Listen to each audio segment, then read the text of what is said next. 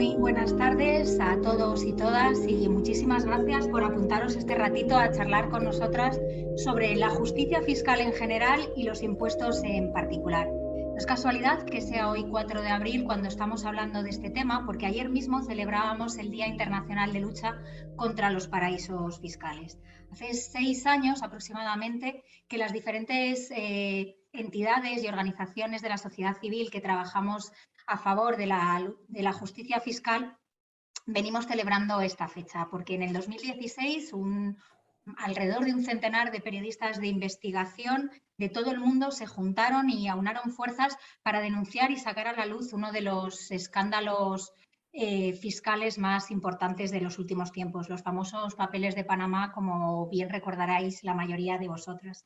Bueno, pues para nosotros nos parece clave esta fecha para, como decimos, por un lado, hacer esa conmemoración al trabajo tan importante que se realizó en su momento y también para aprovechar y poner a la luz la importancia y lo importante que es la justicia fiscal como una herramienta factible y pertinente para lograr la justicia social, que es lo que nos preocupa y nos aúna aquí hoy. Bueno, como os decía, este debate queremos que sea una charla dinámica, que sea ágil y tendremos la oportunidad de contar con 3 voces de expertas en la materia que pasaré ahora a continuación a presentaros. Pero sí que me gustaría contaros que la idea es que yo voy a formular una serie de preguntas a las invitadas, a las personas invitadas, y luego tendremos unos minutos al final que os cederemos la palabra para que formuléis vuestras preguntas. Podéis ir apuntándolas a lo largo de toda la charla en el chat que encontráis a continuación en el link. Y yo las iré recogiendo, mi compañero Ricardo me las pasará y a continuación al final del debate las formularemos.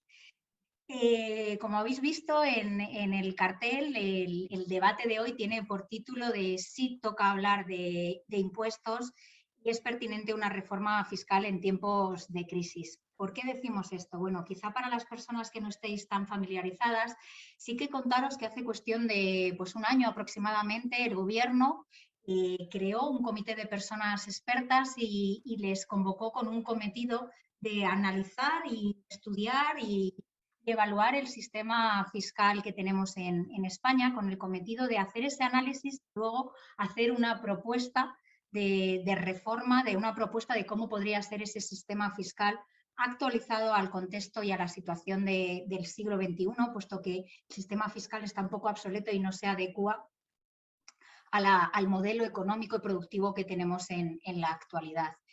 Y bueno, pues fue el mes pasado, el 3 de marzo, cuando este grupo de personas expertas presentó este trabajo bajo el nombre del Libro Blanco de la Reforma Fiscal.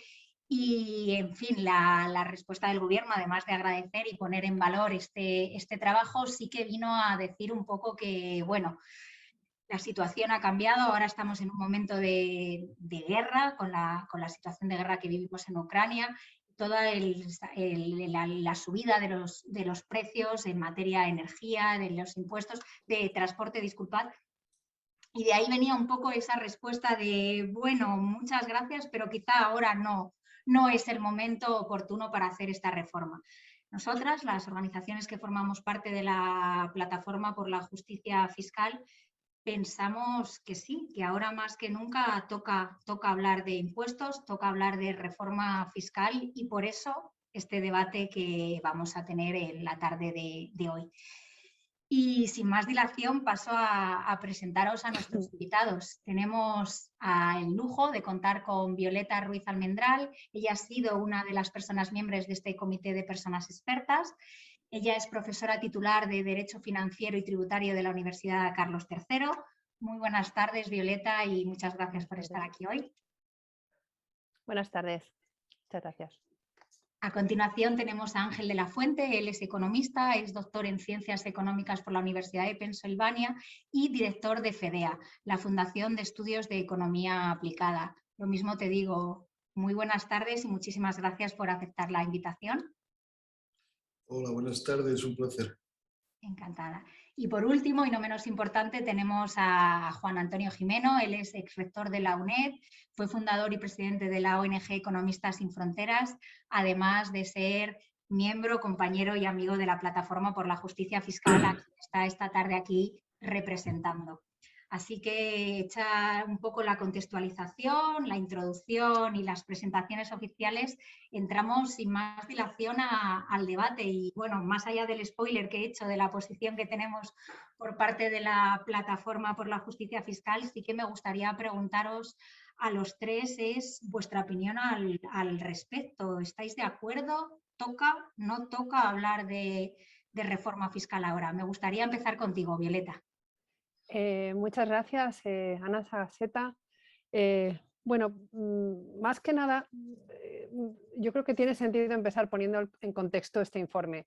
Este informe se encarga el año pasado como respuesta a otra crisis que se nos ha olvidado, pero que comienza en 2020, la crisis del coronavirus, que provoca en la Unión Europea una movilización de recursos públicos inédita, que digamos, supera con creces lo que había sido ya la movilización de fondos de respuesta a la crisis anterior, ¿no?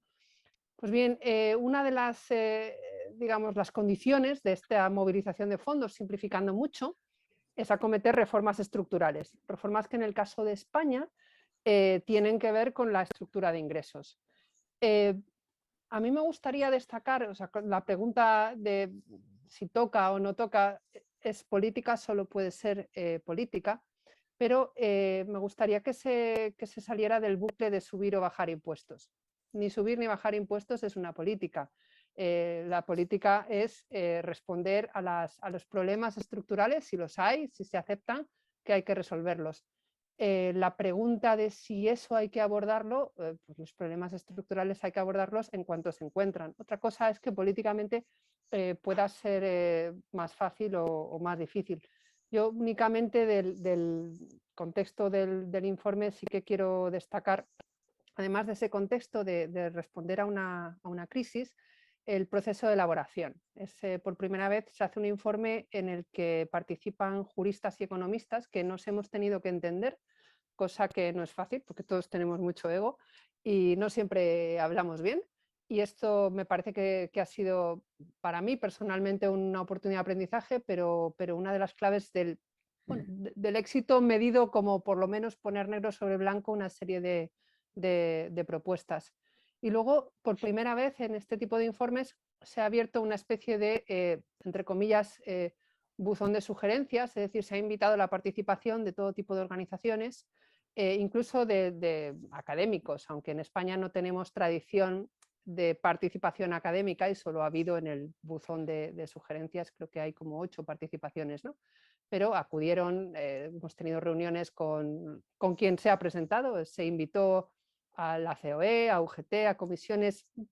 Es llamativo que ni la COE ni las representantes de las asociaciones empresariales, la verdad es que ni respondieron ni acudieron, pero como proceso de elaboración a mí me parece que hay que ponerlo en valor con independencia de si el resultado puede ser más aceptable o no. El resultado, ya os lo anuncio y es lo último que quería resaltar, es un documento que seguramente incluso para los académicos es demasiado largo, son 800 y pico páginas, pero voy a decir una obviedad, es que el sistema tributario es muy complejo y hay determinados aspectos de reformas que por lo menos habría que valorar, y sí que hemos querido hacer hincapié en el diagnóstico, de manera que cualquier gobierno, de cualquier ideología, por lo menos tenga los puntos clave donde hay que hacer una reforma.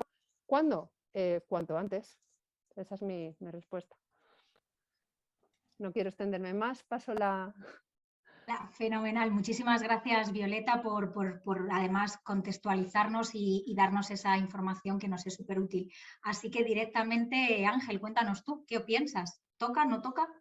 Bueno, la respuesta breve es sí toca y creo que el informe que está encima de la mesa es un buen punto de partida para una discusión necesaria, ¿no? Muy de acuerdo con lo que ha dicho Violeta. O sea, el sistema fiscal es una herramienta muy, muy importante para muchas cosas el nuestro necesita un buen repaso. Hay cosas que nos han tocado en 40 años, el mundo ha cambiado mucho y hay cosas que hay que repensar, entonces, desde luego, la reflexión es necesaria y cuanto antes mejor. Podemos discutir si a lo mejor el momento ahora mismo tenemos que poner en marcha una ley de reforma fiscal. Yo diría que sí, pero a lo mejor es verdad que la situación, pero independientemente de que la situación sea complicada y que a lo mejor no sea el mejor momento para poner formalmente en marcha la reforma, lo que sí, desde luego, es un buen momento para discutir e intentar ponernos de acuerdo sobre qué necesidades hay en este ámbito y cómo podemos mejorar el sistema que tenemos, por lo menos desde un punto de vista de 3 consideraciones. Una es la equidad, otra es la eficiencia y otra es la sostenibilidad de nuestras cuentas públicas. Y en las 3 tenemos bastantes deberes pendientes y, desde luego, cualquier avance en ellas será muy bienvenido, muy necesario. Nos podría pillar el toro si no nos ponemos pronto a ello. Muchísimas gracias, Ángel. Y por último, Juan, escucharte a ti. Pues evidentemente, ya lo has dicho, nosotros estamos a favor de hablar y por eso en buena medida hemos montado un poco también este debate y esta reflexión, ¿no? Claramente hay varios factores. Unos creo que se han explicado muy bien por Violeta y Ángel. Yo añadiría el informe efectivamente es un trabajo exhaustivo, sobre todo esa primera parte de análisis y diagnosis y de cómo ha cambiado el mundo y la tecnología y hace falta adaptar el sistema tributario, pero esa fase yo la pondría casi de enseñanza obligada en las escuelas y en los institutos, ¿no? De conocer el sistema y sus fallos. Pero precisamente ese esfuerzo, ese trabajo que se ha hecho, que además es un trabajo, lo ha dicho quizá Violeta, ¿no? Eran personas de diferentes orígenes, ideas, etcétera, y se ha buscado un equilibrio. Es un libro prudente, es un informe prudente, no da tanto soluciones como alternativas, puntos que hay que tocar, etcétera. Es decir, abre precisamente un debate. Y entonces, después de la experiencia de los anteriores libros de reforma, pues la última de Lagarde, que bien, muy un aplauso y tal, y se guardó en un cajón, ¿no? Pues ahora sería un nuevo despilfarro el que el trabajo enorme que han hecho todas estas personas no se hiciera, ¿no? No se le hiciera caso, no se generara el debate y no se hablara sobre los temas que plantea. Pero yo sí creo, además, que no solo toca hablar de impuestos, sino que toca tomar medidas relativamente rápidas y urgentes, ¿no? Es decir, como destaca el informe, pues el sistema tributario español es insuficiente, tenemos un déficit estructural, hemos ido acumulando deuda y con estas 2 crisis sucesivas, la de la pandemia y la de la guerra, pues la deuda se ha disparado todavía más, ¿no? Si ahora viene la inflación, suben los tipos de interés, la carga de la deuda va a ser todavía mayor. Si además añadimos que antes o después, aunque se flexibilice, va a haber que volver a la senda del equilibrio financiero que exige la Unión Europea, pues o tomamos medidas ya o vamos a tener una deuda insostenible. Por lo tanto, no sé si, como decía Ángel, a lo mejor la gran reforma fiscal pues no se puede emprender en estos momentos, pero sí hay medidas que se pueden y yo añadiría se deben de tomar inmediatamente, con rapidez. O sea, no solo toca hablar, sino que toca actuar, en mi opinión. Pues muchísimas gracias a los 3. Como vemos, hay bastante consenso en la necesidad de hacer, 1, de hablar del tema y 2, de hacer esta reforma en la medida en la que se pueda, teniendo en cuenta el contexto, como hemos dicho, que no podemos obviar. Y un poco por entrar un poco más en detalle, sí que me gustaría preguntaros, bueno, pues a ti, Violeta, evidentemente que has sido partícipe, pero sí que no a los 3, porque el resto de personas también habéis tenido oportunidad de por lo menos bichear y entrar a analizar un poco el libro blanco de la reforma fiscal. Bueno, ¿qué valoración os merece a nivel global este libro? Que ya han ido saliendo algunas ideas, como que ha sido bastante un documento de bastante consenso, por un lado, y por otro lado también decirnos si podéis, a grandes titulares, cuáles son los puntos fuertes que destacaríais del libro blanco.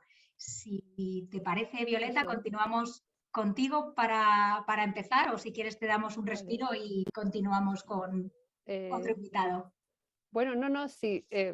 Hombre, el tema de la valoración no me corresponde porque estoy demasiado cerca y además, sinceramente, no lo sé. No podría, dentro de un par de años, cuando se me olvide ya del todo, lo releeré.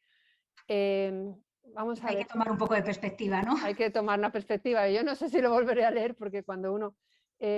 yo quería decir 3 cosas. Uno, este tipo de informes son siempre tributarios del momento. El informe, digamos, estrella o que muchos hemos seguido, el informe Mirrlees, que se finaliza en Reino Unido, se publica en 2011, fue un informe que se tiraron 4 años decidiéndolo, hubo 63 economistas con unos medios materiales y personales que en España nunca hemos tenido, ¿no?, para ese tipo de informes, ¿no? Pero son siempre tributarios del momento de crisis, del momento tal. Ese es el valor que tiene un informe de este tipo. Nunca en la historia se tiene el beneficio del folio en blanco. Yo cuando explico el sistema tributario, lo primero que empiezo es explicando que no existe un sistema como tal, que el sistema es una idea aspiracional. El legislador tiene un mandato de configurar un sistema con lo que son amalgamas de medidas, muchas además establecidas en tiempos de guerra y en tiempos de crisis. Han sido siempre las guerras los grandes catalizadores de los tributos desde que existen impuestos tal y como los conocemos, ¿no? Lo segundo que quería comentar, de aspectos que yo destacaría de este informe. Yo destacaría la pluralidad de visiones de verdad, no solo de diversidad de perspectivas. Algunos somos juristas, yo he estado unos años en el Tribunal Constitucional y eso me da una visión, no sé si mejor o peor, pero seguramente distinta de otras personas, ¿no? Esa diversidad de visiones y esa diversidad ideológica, que muchas veces hablamos de la diversidad, pero no nos gusta la diversidad ideológica, parece que nos incomoda, ¿no?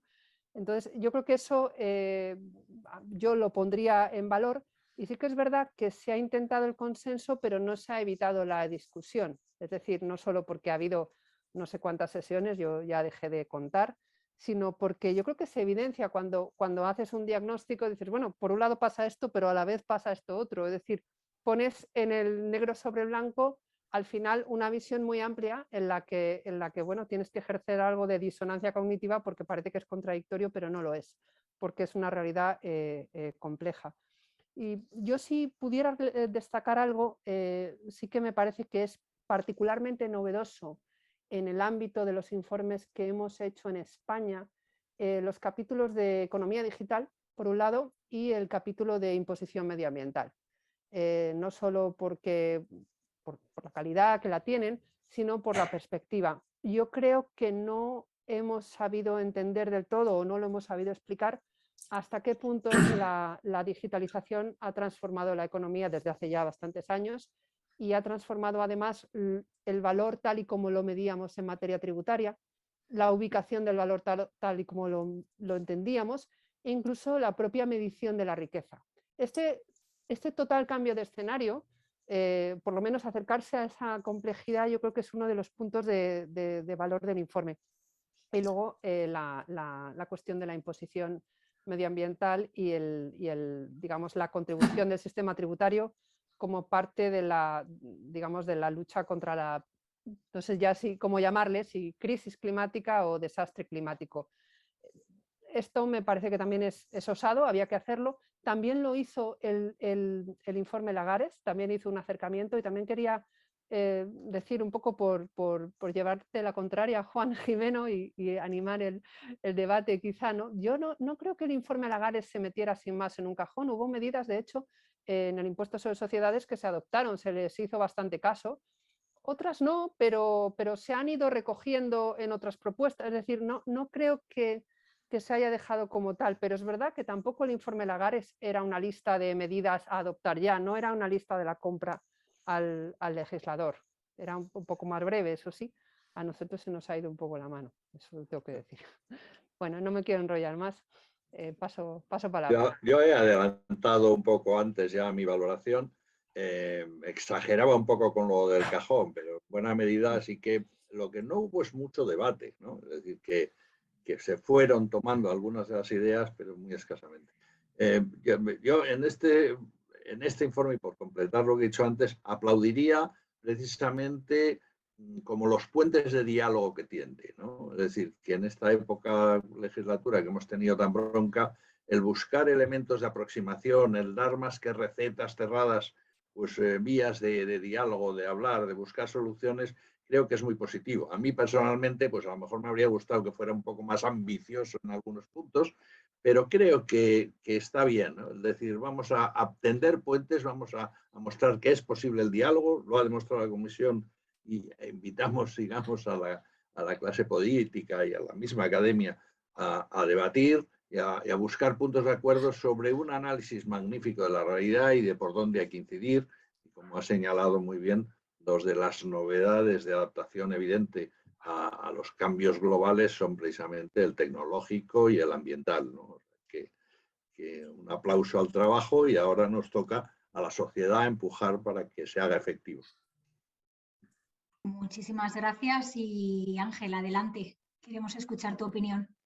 Bueno, en primer lugar ya se ha dicho, yo creo que el gran pecado del informe es que es larguísimo. Es una cosa que es una lástima porque esto va a hacer muy difícil que mucha gente lo lea. Eso es un problema, ¿no? Valoración en general muy positiva, aunque también tengo que decir que todavía estamos estudiando. Nosotros sacaremos algo que por un lado resumirá el informe, con la idea de hacer más fácil la lectura del núcleo de estas ideas, y por otro pues haremos una valoración más específica, pero en términos generales a mí me ha gustado el informe. Yo creo que plantea los temas que hay que tratar y muchas de las recomendaciones, puede haber cosas en las que estén en desacuerdo, pero muchas son muy sensatas, ¿no? Yo destacaría pues quizá dos o tres cosas. Una, la idea, la necesidad de desarrollar una fiscalidad verde sistemática y bien diseñada, que es uno de las grandes carencias de nuestro sistema fiscal.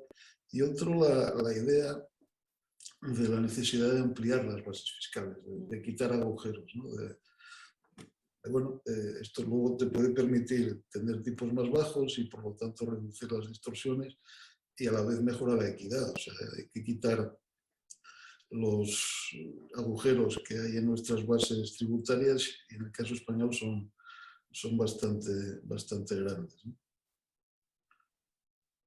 Muchísimas gracias a los tres. Voy a aprovechar a pedir disculpas porque por lo visto está habiendo algunas interrupciones en la transmisión online y me comentan que están, bueno, trabajando en ello, como se suele decir, pero además en este caso es verdad. Y nada, por nuestra parte lamentarlo y esperamos que se solventen pronto. Bueno, como vemos, sigue habiendo bastante unanimidad y consenso acerca de la importancia, de la pertinencia y valorando este trabajo, este libro blanco sobre la reforma fiscal.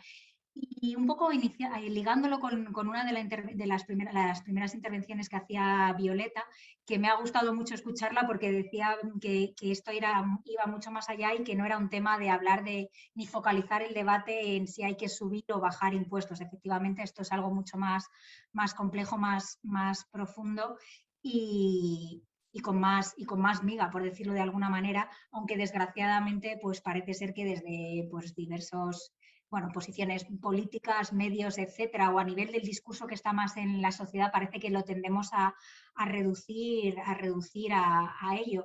Os lanzaría un poco la pregunta de si estáis de acuerdo en esto o no, aunque me da la sensación de que va a ser un poco consenso también unánime, con lo cual voy a lanzaros la pregunta de si hay alguien en la sala que opine que sí, que hay que reducir el debate a esto, pues abrimos micro y adelante. Y si no, paso a formular algo más en detalle para ir centrándonos en algunos impuestos más en concreto. No sé, Ángel, Juan, conozco tu opinión, pero no obstante lo dejo abierto.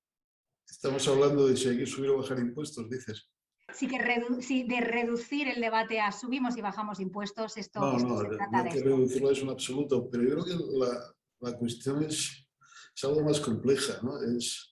Tenemos que decidir a la vez qué paquete de bienes y servicios públicos y redistribución e impuestos queremos, sabiendo que lo tenemos que pagar nosotros, ¿no? O sea que es una cesta. Por un lado está qué bienes o servicios o prestaciones públicas sociales queremos, y por otro lado, cómo las pagamos, y además las tenemos que pagar nosotros mismos. O sea que no es una carta de los Reyes Magos sin coste. Bueno, a mí me gustaría un estado de bienestar a la sueca, sino que es, bueno, qué estado de bienestar queremos, sabiendo que luego hay que, nosotros mismos tenemos que pagarlo a través de los impuestos, y después también cómo estructuramos esos impuestos para que, aparte de financiar ese paquete, pues minimicemos las distorsiones que puede generar en el resto de la economía. O sea que no es una cuestión sencilla y no es una cuestión solo de subir o bajar, ¿no?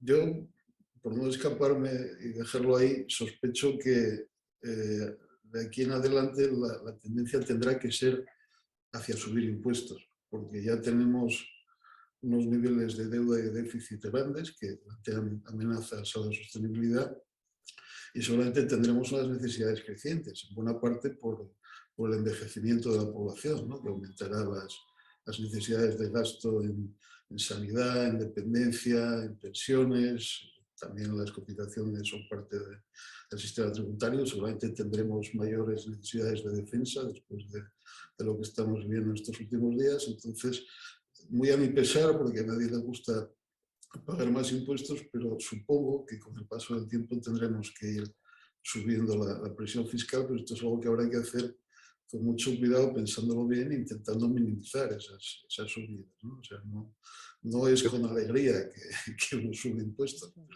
Pero yo coincido puede ser en la necesario. primera parte, pero matizaría bastante la segunda parte, ¿no? Coincido en la primera parte, es decir, imaginaos una comunidad de vecinos que llegara al administrador y dijera, primer punto del día, ¿queréis que bajemos las cuotas de comunidad? Claro, dirían todos, sí, claro, que se bajen, ¿no? Dice, bueno, pues entonces la calefacción no la vamos a encender más que de 9 a 10 de la noche. Lo de poner ascensor lo vamos a dejar porque no hay dinero. Es decir, lo que decía Ángel, hay que ver qué prestaciones queremos, ¿no? Y claro, no es solo la presión fiscal que sea N puntos por debajo de la media europea, es que qué necesidades queremos. Ahora han salido, ¿no? Han salido las de la pandemia, hemos visto la salud y los atrasos que teníamos. Hemos visto, ahora incluso se habla de subir los gastos en defensa. Todos los que dicen que se bajen impuestos han salido diciendo, Papa Estado, ven a curarnos ahora que estamos en crisis, que tenemos problemas. Es decir, hay una contradicción evidente entre no queremos que nos suban impuestos, pero sí queremos que suban todas las prestaciones del sector público. Es decir, como hemos repetido muchas veces, los impuestos son la garantía de nuestros derechos y son como un seguro que firmamos para que cuando vengan mal dadas, el Estado efectivamente nos pueda salvar. Y cuando comparamos nuestras necesidades, nos comparamos con Francia y Alemania. Es que en el análisis de los últimos meses es gracioso siempre esto. Pues en Alemania han dado mucho más dinero, en Francia han hecho no sé qué. Es decir, bueno, pues sube 10 puntos la presión fiscal y entonces podemos hacer lo mismo, ¿no? Entonces, si queremos tener el nivel de prestaciones de los países europeos, de nuestro entorno más desarrollados, tendremos que tener una recaudación tributaria semejante a la que tienen esos países. Lo cual no significa, y ahí el matiz, Ángel, que nosotros repetimos, no se trata de subir impuestos, se trata mucho más de rellenar los agujeros de los que no pagan impuestos. Es decir, yo creo que la presión... O sea, ahí no hay conflicto. No, por eso digo aquí, que matizo, sí, ¿no? Más que estar en contra, matizo lo que dices, ¿no? Pero que realmente yo creo que la presión que tiene el trabajo asalariado, por ejemplo, es bastante comparable a la que hay en los países que estamos comentando, ¿eh? Sí. ¿Dónde está el fallo? Pues en las rentas financieras, en los capitales financieros. Esos tienen un trato claramente inferior. En sociedades donde pues, el hilo de la transnacionalidad y de todas estas tecnológicas y demás, pues realmente no se pagan. Es decir, hay una serie de agujeros, como tú dices, todos esos beneficios fiscales que son privilegios para unos pocos, agujeros en la recaudación. Hay unos lugares que rellenando esos agujeros por donde se nos va el agua, aparte por supuesto de evasión, fraude y demás, que hablaremos supongo después, pues rellenando eso, no solo no hay que subir impuestos, sino, como tú has dicho antes, en el momento en que extendamos las bases, hasta se podrían bajar determinados impuestos, ¿no? Es decir, que el debate no es subir o bajar, sino conseguir un sistema tributario justo en el que aquellos que hoy no están pagando paguen, y eso permita que aquellos que hoy están soportando el pago de los impuestos pues tengan un trato más equitativo. Bueno, yo aquí Muchas gracias, Juan. Como veíamos, sí que daba más de sí este juego, que no era tan subir y bajar. Adelante, Violeta, matiza. Bueno, yo quería, aquí sobre el tema, los temas que habéis puesto sobre la mesa, ¿no? A mí me preocupa mucho que no hayamos podido construir una cultura de la estabilidad presupuestaria.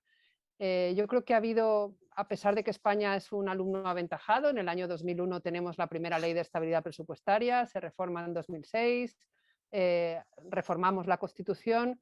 Es un marco que para mí mejora la democracia, que creo que pone las reglas fiscales son buenas, pero que tanto por un sector político que lo ha identificado con recortes injustificados, como por otro sector que directamente tampoco se lo ha creído, no hemos logrado crear esa cultura. La estabilidad presupuestaria y la sostenibilidad es también una cultura de la transparencia. Y esto en realidad, aunque esté en el artículo 135 de la Constitución, que no hace más que trasladar el marco de la Unión Europea, ya estaba en el 31.2 de la Constitución española.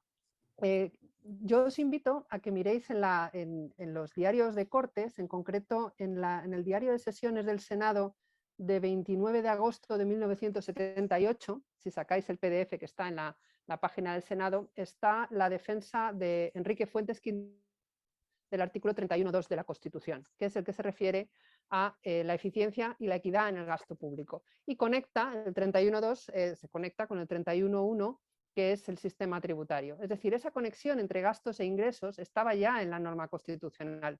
Y esto lo tenemos que enlazar cuando hablamos de riesgos de los que no estamos hablando. Hemos hablado de envejecimiento.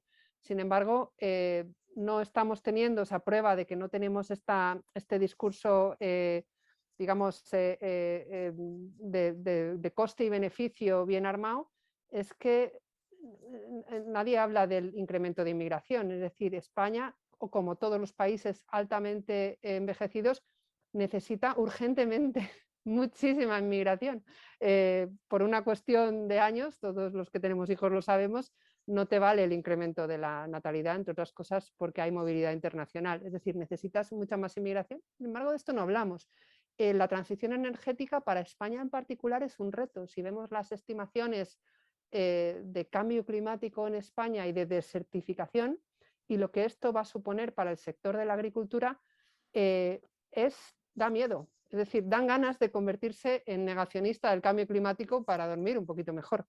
Y por último, España es uno de los países, habiendo avanzado sustancialmente, pero seguimos teniendo tasas de desigualdad y de pobreza que no se corresponden con nuestro nivel de renta. Y esto es un riesgo, y es un riesgo puramente económico, si queremos, además de que sea inaceptable, y es un riesgo pro futuro. Tenemos unas tasas de abandono escolar temprano que están muy relacionadas con la renta y que son un riesgo también, ¿no? Entonces, esos factores sobre los que en fin, habéis estudiado los economistas, yo delante de Ángel de la Fuente no seré yo quien lo explique, que yo soy jurista, pero no los podemos ignorar. O sea, no podemos hablar sin tener en cuenta no lo que queremos financiar, sino lo que vamos a tener que financiar. Por ejemplo, el incremento exponencial del coste sanitario por las expectativas también que tenemos del sistema sanitario, ¿no? Entonces, bueno, por concluir, ¿hay que subir impuestos? Va a ser inevitable para poder mantener el nivel que decimos que queremos tener. Va a ser totalmente inevitable, salvo que inventemos otro tipo de cosas o consigamos tener las tecnológicas aquí, de manera que no estemos luchando por tributar las migajas de las tecnológicas, sino que su sede esté aquí, que ese es también otro punto de discusión. Pero bueno, me callo ya y seguimos. Muchas gracias, Violeta. No sé si por alusión, Ángel, ¿quieres hacer algún comentario? No, estoy de acuerdo. ¿No? Vale, pues como veíamos, esto iba mucho más allá de subir o bajar impuestos en general, ¿no? Hay que pormenorizar y ver de qué impuestos estamos hablando, cómo los subimos, a quiénes, en fin. Y por decir, por ir cerrando un poco el paraguas, ¿no? Que no hablar de impuestos en general, sino por ir concretando un poco más, uno de los impuestos de los que más se oye hablar, así como en los debates más públicos o cuando hablas así con la gente de a pie, ¿no? Y de los que provoca además los debates más enconados son los referentes a los impuestos patrimoniales, ¿no? Y mi pregunta va a ¿qué hay que hacer con impuestos como el del patrimonio o el de sucesiones? Es decir, que además este último, concretamente a la Plataforma por la Justicia Fiscal, nos preocupa mucho la gran desinformación que existe en concreto sobre este impuesto. Lo hay en general sobre el sistema fiscal, sobre cómo funciona, hay como mucho desconocimiento, a veces muchos mitos y falsas informaciones, pero en las diferentes encuestas de percepción y de tanteo que hemos realizado recientemente, concretamente nos llama mucho la atención. Pero bueno, ahí os lanzo la pregunta. Si os parece, en este caso, pues podemos empezar por Ángel. ¿Qué hacer con sucesiones y patrimonio? Pues Ahí es mira, nada. yo patrimonio lo quitaría. O sea, es un impuesto muy malo que no funciona bien, tiene demasiadas vías de escape, trata de forma muy desigual a la gente en función de su situación, de la forma en la que invierte en su riqueza y también en el acceso que puedan tener a esas formas de evasión. Yo lo quitaría y lo intentaría sustituir. Habría que hacer una reflexión sobre cómo gravar las rentas muy altas. O sea, una cosa son las rentas y otra el patrimonio. Exacto. Pero ahora el patrimonio tiene problemas, incluso conceptuales, de doble gravamen, no doble, sino enésima repetición del gravamen sobre lo mismo, y puede desincentivar el ahorro. Pero es verdad que las rentas muy altas, especialmente las que no se materializan, o sea, las acciones que no se venden, digamos, ¿no? Ahí hay una forma de, como mínimo, de aplazamiento, en muchos casos de escape de la tributación, y habría que pensar con calma qué podemos hacer en esa dirección, ¿no? Para gravar esas rentas muy altas que no se escapen de la tributación. Sucesiones, yo creo que es un impuesto que sí tiene todo el sentido, es un impuesto que mitiga un poquito la inercia en la transmisión intergeneracional de la desigualdad y por lo tanto bienvenido sea. Lo que pasa es que el que tenemos en España es un impuesto bastante antiguo, por lo menos, ¿no? Y con una estructura muy complicada. Habría que simplificar esa estructura y seguramente reducir los tipos. En muchos casos pueden ser bastante confiscatorios, especialmente con los coeficientes multiplicadores y los grados de parentesco. Al final, muchas veces, pues, las herencias acaban siendo un problema para quien las recibe y esto no tiene mucho sentido. O sea que yo bajaría los tipos, simplificaría la estructura, pensaría en formas que ya existen algunas, pero de mejorar, facilitar el aplazamiento de esos pagos para que sea más sencillo, etc.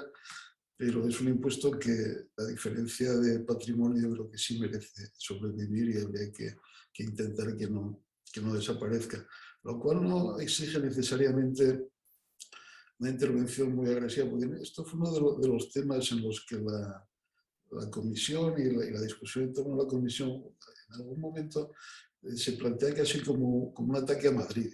Bueno, vamos a obligar a estos que están siendo insolidarios a que hagan cosas diferentes. Bueno, Madrid no es la única, hay otras, empezando por las forales, que también hacen cosas similares. O sea que Efectivamente. no parece la mejor forma de plantearlo en esos términos, ¿no? Habría que pensar en términos más técnicos, más abstractos de cómo mejoramos el sistema sin orientarlo contra alguien en particular. Bueno, muchas cosas que decir. Desde luego yo soy partidaria de gravar lo que graban estos impuestos, pero empezando por el principio, los dos elementos que hacen que un impuesto sea progresivo es su propia estructura, pero también la dimensión.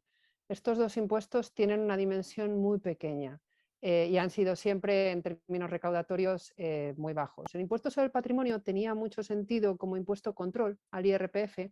Esa función de control ya no es tan necesaria porque la agencia tributaria, las administraciones tienen otras herramientas para usarlo, para cotejar, para digamos, tener un censo de propiedades, ¿no?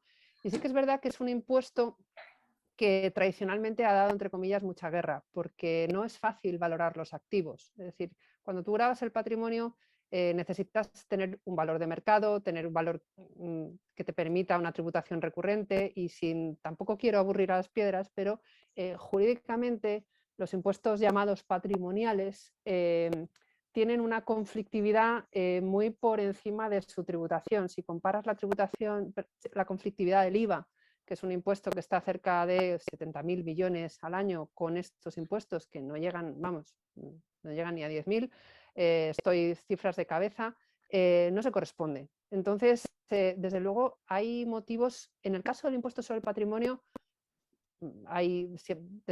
puede haber motivos para eliminarlo. También digo que hay motivos para eliminar cualquier impuesto si nos ponemos. Esto es un ejercicio que yo hacía en clase, motivos para eliminar cualquier tributo, pero sí que es verdad, y en esto yo creo que hay casi unanimidad.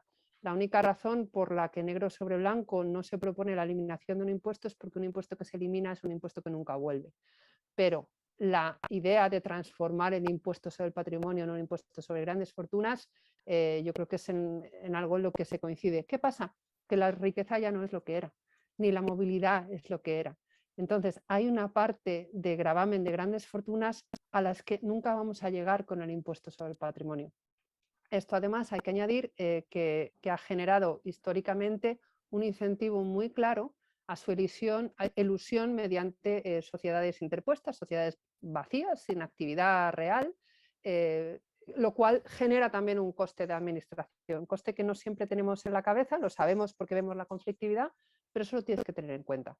Así que, en resumidas cuentas, el impuesto sobre el patrimonio yo creo que es un impuesto que debería mantenerse para transformarlo sustancialmente. En el caso del impuesto sobre sucesiones, también por las razones que ha comentado Ángel y bueno, que se comentan en el informe, el impuesto sobre sucesiones es el impuesto liberal por antonomasia. Y es verdad que ha tenido una campaña muy eficaz en su contra, no solo en España, hace ya años en Estados Unidos, ¿no? se le titulaba el death tax, nadie quiere un death tax, ¿no? Es evidente, ¿no? Pero es verdad que tiene que ver, y a veces Joel Slemrod, que es, bueno, es uno de las personas a las que hay que leer para saber un poquito el sistema tributario, decía, qué poquito caso le hacemos a la gestión, a la administración, porque es como la hermanita pobre, ¿no?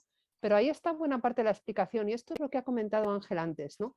El problema del impuesto sobre sucesiones no es que tenga un impacto tan alto en la práctica, que sí que lo tienen algunos supuestos con los coeficientes multiplicadores, que hemos propuesto la eliminación, de hecho, pero el problema es que no teniendo un impacto tan alto en la práctica, en muchas herencias medias, sí que es una cantidad que tienes que pagar de una vez con una valoración muy difícil y en un momento muy malo de tu vida. Estamos hablando de la sucesión, ¿no? Entonces, es un impuesto que genera mucho rechazo por razones que no tienen que ver con la carga. Tú a lo mejor hablas con alguna persona que ha pagado el impuesto y dice, no, es que he tenido que pagar 10.000 euros. Pues si a lo mejor en IRPF has pagado 20.000, pero no tienes la ilusión financiera de tener una retención y por eso una de las vías digamos, de solución sería mitigar el efecto financiero y esto, si no me equivoco, pero no me hagáis caso, es lo que había hecho Finlandia, que es uno de los países que mantiene este impuesto. También quería decir, para concluir, que una de las falacias en todo este nuevo populismo antiimpuestos, que es un poco tabernario, ¿no? De barra de bar, porque no va mucho más allá pues esto, es como cuando nos ponemos a hablar de la selección nacional, ese tipo de cosas, no va mucho más allá. Pero una cosa que se oye mucho es, España es de los pocos países que mantienen un impuesto sobre el patrimonio. Vamos a ver, una cosa es mantener una figura tributaria y otra cosa es la tributación efectiva sobre el patrimonio. Muchos otros países tienen una tributación efectiva sobre el patrimonio mucho más alta que en España, tanto por coeficientes en el IRPF como por impuestos locales. En España el impuesto local tradicional sobre el patrimonio, que es el IBI, es tradicionalmente muy bajo. Yo sé que esta no es la percepción generalizada, pero en términos comparativos es muy bajo. Por tanto, sí que es verdad que hay que exigir un poquito más de rigor a la hora de comparar no una figura tributaria por otra, porque esas comparaciones son siempre engañosas, sino exactamente qué tributación efectiva soporta bueno, pues, la riqueza acumulada, ¿no? Remansada, que es lo que la riqueza pasiva. Bueno, ya que es que me enrollo. Bueno, Paso pero la... muy interesante y esclarecedor. Eso. Por favor, Muy Juan, clara. completa lo que Sí. consideres. No, bueno, lo primero es, lo habéis señalado un poco, ¿no? Llama la atención el que siendo impuestos de escasa recaudación, sin embargo, sean los más polémicos. ¿Y por qué son los más polémicos? Porque los pagan fundamentalmente y afectan fundamentalmente a los niveles altos de renta, que son los que montan campañas de prensa en contra de los impuestos. Lo del impuesto de la muerte, no sé si visteis una película que se llamaba Vice, ¿no? En las que se muestra cómo sacan adelante, es decir, cómo podemos hacer una campaña contra impuestos de sucesiones. Y entonces ahí, después de toda una serie de pruebas, deciden lo más eficaz para venderlo es que es un impuesto sobre la muerte, lo que citaba Violeta, ¿no? Y eso, claro, levanta en contra. Vamos a ver. Primero, los impuestos son, claro, tenemos que recaudar, como hemos dicho antes, muchos recursos para financiar todos los gastos públicos que demandamos y demandamos que sean cada vez mejores. Y para eso tenemos que acudir, lo dice la Constitución y lo dice la teoría de los impuestos de toda la vida, a la capacidad de pago, a quien pueda pagar, ¿no? Y para la capacidad de pago tenemos renta, gasto, patrimonio. Son las tres fuentes tradicionales, índices de capacidad de pago. Entonces, impuesto de patrimonio. Casi le preguntas a cualquiera, ¿tienen que pagar más impuestos los ricos que los pobres? Simplificando. Y todos dicen, sí. Dice, ¿y cuál es el signo mayor de riqueza? Pues patrimonio. Los ricos son los que tienen mucho patrimonio. Por lo tanto, casi lo que sale del subconsciente es que claro que tienen que pagar más los que tienen más patrimonio. Ahora, yo coincido bastante con todo lo que habéis dicho y por eso suelo decir, primero y muy importante lo que ha dicho Violeta, que se paga patrimonio por muchas vías, ¿no? Y entonces, y en otros países también por otras vías. Hay impuestos que no hay impuesto de patrimonio, pero se imputa un coeficiente de renta en el impuesto sobre la renta, ¿no? Y entonces, para mí, probablemente el énfasis hay que ponerlo no en el patrimonio global, sino en el patrimonio financiero. Es decir, hay una diferencia de trato muy importante entre el patrimonio inmobiliario, ese sí paga, como decía Violeta, bastantes impuestos. Pero, por ejemplo, no solo paga por el IBI, no solo paga por las plusvalías que se producen en cada transmisión, mucho más que en otros impuestos, que en otros bienes, no solo paga en cada transmisión, es que paga un impuesto de transmisiones cada inmueble y en cambio las transacciones financieras no pagan. Ahora se ha puesto en marcha un apunte de impuesto de transacciones financieras, pero es solo una parte pequeña, ¿no? Entonces, como alguien decía, no tiene sentido que cobren por cada barra de pan que compramos un impuesto y en cambio por cada transacción financiera especulativa no se pague nada.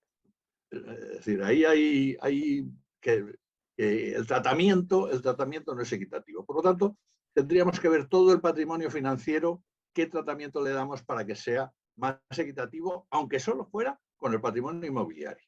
Que si, por ejemplo, no da rendimientos, lo que decía Ángel antes, si no da rendimientos una vivienda, resulta que se me imputa una renta. Y en cambio, mientras está, digamos, latente, pues en los financieros no pagan nada. Bueno, los impuestos de patrimonio hay mucho que debatir, es verdad que la gestión es complicada, etc. En cualquier caso, yo estoy muy de acuerdo con lo que decía Violeta. Me parece que tiene sentido, sobre todo en grandes fortunas y no con carácter general. El que me parece que el debate es absolutamente tendencioso es en sucesiones.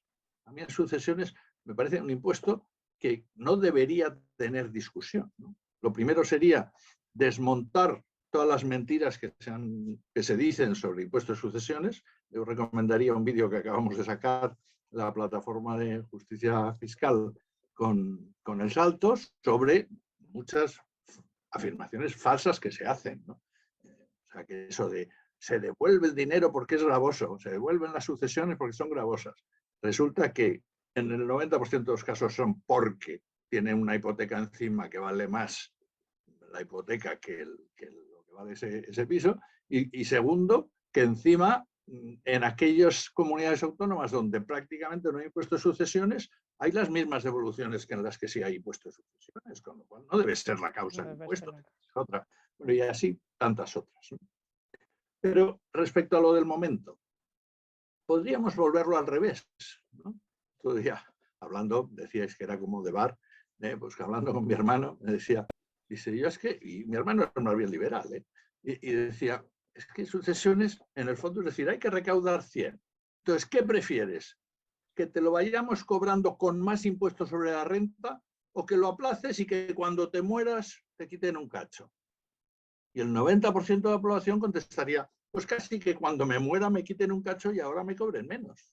Por lo tanto, demos la vuelta al esquema. No es un impuesto sobre la muerte, es que en la muerte lo que has aplazado te lo recuperamos.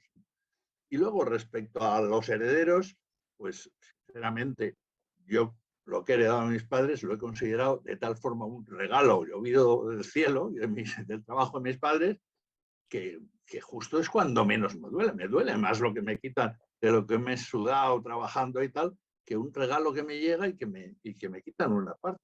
Pues casi, pues es un regalo, ¿no?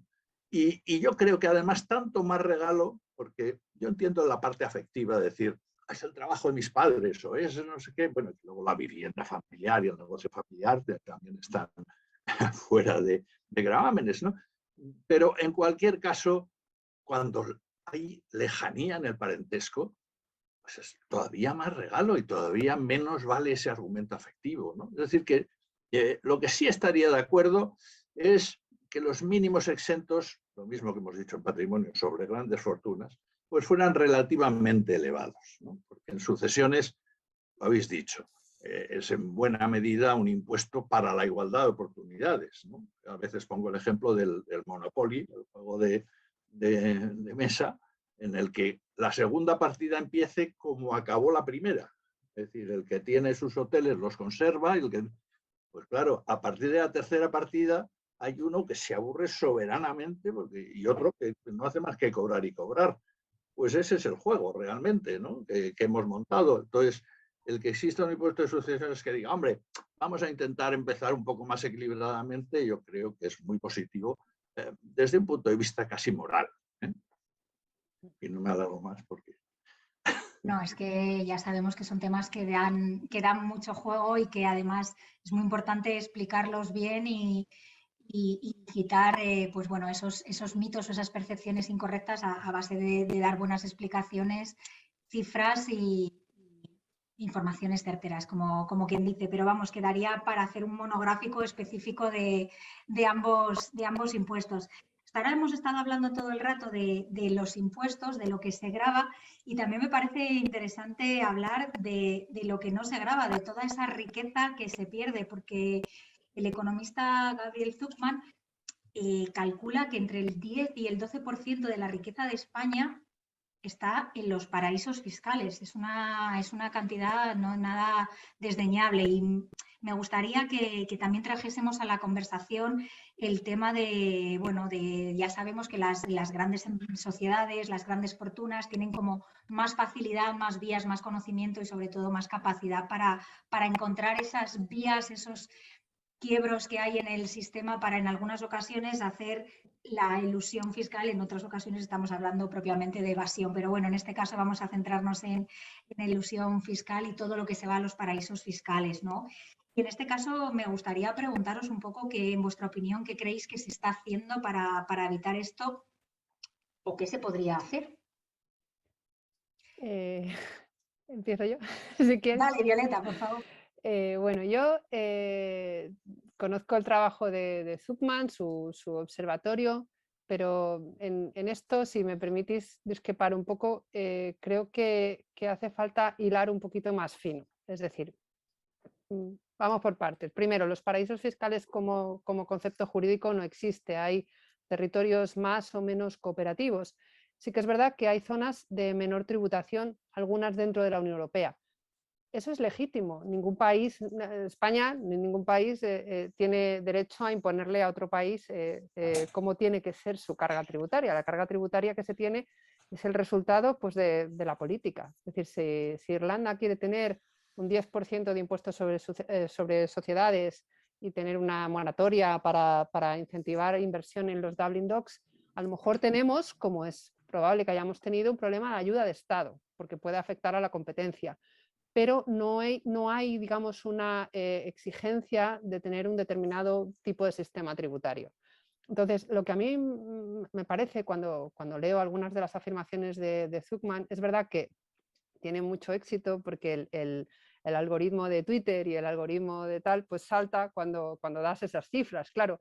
Desde luego no salta cuando te tiras un rato hablando de la diferencia entre fraude y economía de adopción, porque ya se ha aburrido todo el mundo y nadie te escucha. Entonces, a mí me toca dar la visión aburrida, porque no soy Zucman. Lo que llama, no todo es fraude, no toda minimización de impuestos se puede tildar como fraude. Y a día de hoy no sabemos cuál es exactamente la cifra de fraude ni en España ni en buena parte de los países, porque no tenemos herramientas en las que, simplificando mucho, todos nos hayamos puesto de acuerdo. Tenemos herramientas indirectas, algunas nos valen, están citadas en el libro blanco por si a alguien le interesa, a partir de la página 190. Tenemos estimaciones indirectas sobre dinero en efectivo, sobre digamos, actividad directamente de blanqueo, pero no tenemos una cifra con precisión. Por tanto, bueno, pues podemos decir el 12, podemos tener el 25. Tampoco tenemos nada que nos permita afirmar, como se afirma a veces, que en España tenemos el doble de fraude que en Alemania, que en Francia. No es así, no sé si es así, pero desde luego no hay indicadores que sugieran que es así. Sí que es verdad, y a mí esto me parece divertido, ¿no? Según el CIS, cuando se pregunta a los ciudadanos si hay mucho fraude, la gente contesta que sí, que la mayoría de la gente defrauda, pero cuando se le pregunta por ellos mismos y por sus allegados, dicen que no. Entonces, la respuesta es, sí, la gente defrauda, pero a alguien que no conozco de nada. La cifra además baja al 9% cuando se le pregunta. Luego, quizá lo de las preferencias declaradas y las preferencias declaradas, esa asimetría tiene algo que ver aquí, ¿no? Dicho esto, sí tenemos un problema más allá de que hay focos de fraude, hay estructuras del sistema tributario que hacen más fácil defraudar. Un ejemplo claro y que sería muy controvertido y no se ha modificado, lo decía el informe Lagares, es el régimen de estimación objetiva en el IRPF y en el IVA. Los mal llamados módulos son un foco de fraude. ¿Por qué? Porque no solo no se declara una capacidad económica real, ni siquiera remotamente, sino que además se genera un incentivo para hacer una compraventa de facturas. Es un tipo de fraude que se conoce como fraude de moduleros, y si alguien lo pone en internet y ve la conflictividad que esto supone, verá que realmente la dimensión es muy importante. Y además es muy difícil de detectar, salvo que extiendas, como ya se está haciendo, el sistema, digamos, básicamente de conectar la caja a Hacienda. Ese sistema se tiene que terminar. En el informe Lagares se proponía su eliminación gradual, y lo cierto es que en País Vasco y en Navarra se ha eliminado y no ha pasado nada. Es decir, tenemos ya pruebas, somos aquí sí que, a diferencia del impuesto sobre el patrimonio, somos el último de la fila, somos los únicos que quedamos con este modelo, y ahora sí que es verdad que si hiciéramos esto, si elimináramos la estimación objetiva ahora, pues ríete tú de los paros del transporte que hemos tenido. O sea, tendríamos ciudades colapsadas. ¿Por qué? Porque esto supondría una subida de impuestos, porque habría personas que digamos, que no están tributando con arreglo a su capacidad económica. No digo que esto sea un fraude, no lo estoy diciendo en absoluto. Lo que digo es que hay unas oportunidades de fraude muy difíciles de capturar aquí. Hay oportunidades de fraude muy difíciles de capturar también en algunas sociedades interpuestas. Tenemos la idea de que interponer una sociedad es siempre fraudulento y no es así. Es muy difícil separar la que es fraudulenta que no, y requiere muchos medios y mucho trabajo y no siempre es sencillo. Y ya por último, y para no irme más por las ramas, una de las cosas que está sobre la mesa es lo que llamamos las prácticas de BEPS, de Base Erosion and Profit Shifting, que básicamente es erosión de la base y mover digamos, los beneficios, que es en lo que lleva trabajando la OCDE y ahora la OCDE G20 desde el año 2013. Esto sería muy largo de contar, pero básicamente buena parte de las ganancias de renta que hemos tenido en los últimos 30 años tienen que ver con el comercio internacional. Nos ha dado muchos beneficios, Seguramente hemos salido de las crisis en España antes porque tenemos empresas que se han internacionalizado y que por tanto no han dependido solamente de la demanda interna, sino que han podido compensar esto con la demanda de otros estados y han podido mantener empleo. Es decir, no es blanco o negro. Pero sí que es verdad que una empresa multinacional tiene oportunidades de seleccionar su modelo de negocio que una empresa puramente nacional no tiene. Si a eso le añades digamos, el aspecto tecnológico, que es como ponerle casi esteroides, si comparas la capitalización bursátil de las 10 grandes empresas del mundo, verás que las tecnológicas superan, digamos, hay un gran escalón entre las tecnológicas y todas las demás que están. Esto es imposible de controlar desde un solo país. Es decir, buena parte del acuerdo o de los acuerdos que se están discutiendo y de lo que quizás saldrá de aquí a 2 o 3 años es que habrá por primera vez en la historia, quizá, un acuerdo sobre una especie de tributación mínima, que se pague algo en algún lugar del mundo. Pero dejando muy claro que esto, que es el gran agujero de las finanzas, la razón por la que el impuesto sobre sociedades se ha desplomado en todos los países, etcétera, etcétera, no es necesariamente fraude, es selección de negocio, quiero decir, no es fraude en el sentido jurídico perseguible ante un tribunal, a eso me refiero. Y por tanto no es fraude perseguible desde una legislación española. Esto es lo que quiero decir. Y bueno, y ahí, y esto lo contamos también en el informe, que es verdad que tiene 800 páginas, pero podría haber tenido 2000, porque este tema es particularmente complejo, pero esta ahora mismo es seguramente nuestra mejor opción para tener una carga más ajustada a lo que realmente se ha ganado en cada país.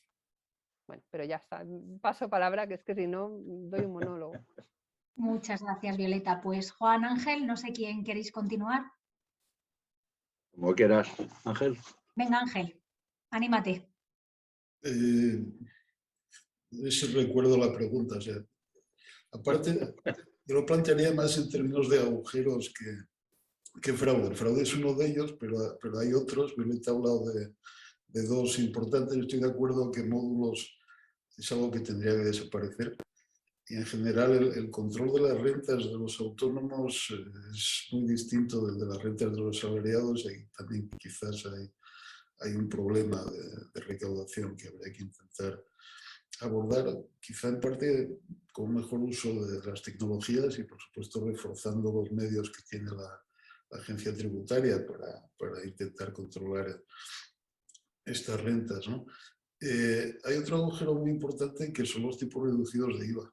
O sea, esta idea de el IVA en su origen se pensó como un impuesto con un tipo uniforme para todos los tipos de bienes, con la idea específica de no distorsionar. Sin embargo, está acabando siendo, hay por lo menos 3 tipos distintos, muy distintos, en distintas categorías de bienes, y esto pues también tendría que desaparecer. Es verdad que a lo mejor, o sea, la percepción es, bueno, ¿cómo vamos a ponerle al pan el mismo impuesto que a un bien de lujo? Bueno, pues sí, porque cuando no le ponemos el mismo impuesto a todo, pues entonces les estamos haciendo un regalo también a los que no lo necesitan, ¿no? O sea, la gente de renta muy alta pues puede pagar un pan un poco más caro. Entonces, si el problema es una insuficiencia de renta, pues abórdese directamente. O sea que tendríamos que pensar en buscar formas de compensar a los que puedan perder por esa vía, pero no de una forma tan ineficiente como haciendo el regalo general a todo el mundo. O sea que ese sería otro, en términos cuantitativos, es también de los más importantes, ¿no? Y luego, yo a veces aquí a veces se vende esta idea de que, bueno, es que las grandes empresas pagan muchos menos impuestos que otras. Yo no lo tengo tan claro, y no tengo claro, tampoco he entrado a fondo en esto, no es mi campo, pero no sé si los números están bien hechos, si tienen en cuenta los impuestos que se pagan en otros sitios, si tienen en cuenta, o sea, a lo mejor si pensamos que las empresas acaban pagando menos de la cuenta, a lo mejor hay que revisar las deducciones. Lo que no tiene mucho sentido es establecer unas deducciones para incentivar ciertas actividades y después, cuando las empresas utilizan esas deducciones, quejarnos de que pagan poco, ¿no? Pues quitémoslas si pensamos que no son no son una buena idea. O sea que hay una cierta tendencia a la demagogia y a hacer números quizá no todo lo cuidadosos que deberían de ser. Por otro lado, es verdad que hay, sobre todo las tecnológicas, sobre todo cuando la actividad económica no tiene una base material, tangible, digamos, ¿no? Es fácil desplazar en términos contables la actividad a países con tipos impositivos bajos, a Irlanda típicamente en el caso europeo, ¿no? Y esto hay que intentar remediarlo, no solo con un impuesto mínimo, sino también, también en esto se está trabajando, y quizá el acuerdo es más difícil, buscando formas de repartir las bases tributarias entre todos los países en los que operan estas tecnológicas, de forma que, bueno, que una parte de esos impuestos pues no se vaya todo al sitio donde lo pagan, sino que también los países en los que realmente se realiza la actividad pues puedan extraer una parte de esos impuestos, ¿no? Todo muy complicado, pero bueno, yo creo que hay cosas que se están haciendo que van en la dirección correcta y que poco a poco iremos mejorando. Muchas gracias. Rompo una pequeña lanza a las presuntas demagogias. Estando de acuerdo en que probablemente nos pierden a veces las palabras, ¿no? O sea, yo estoy de acuerdo con lo que decía Violeta, que muchas veces se llama fraude a lo que no es fraude, porque, digamos, se hace conforme a lo que la ley permite. Lo que estamos defendiendo es que cambie la ley para que no se puedan hacer, como decía Ángel, esos agujeros por los que se va mucha recaudación, ¿no? Fraude propiamente es efectivamente un comportamiento ilegal, y entonces eso es, por ejemplo, pues la economía subterránea, los contratos sin cotizaciones, ahí sí hay fraude perseguible y demás, o la ocultación, ¿no? Pero lo más frecuente y por donde más se nos va las más de las veces es por eso, por agujeros, ¿no? Algunos que Ángel decía, yo no creo que es que paguen menos y tal. Bueno, los datos son evidentes, las grandes sociedades pagan como de tipo medio menos incluso que las pequeñas y medianas empresas. Teniendo en cuenta lo hagan legalmente. Ahora yo quería decir alguna cosa sobre esto, pero bueno. Vale.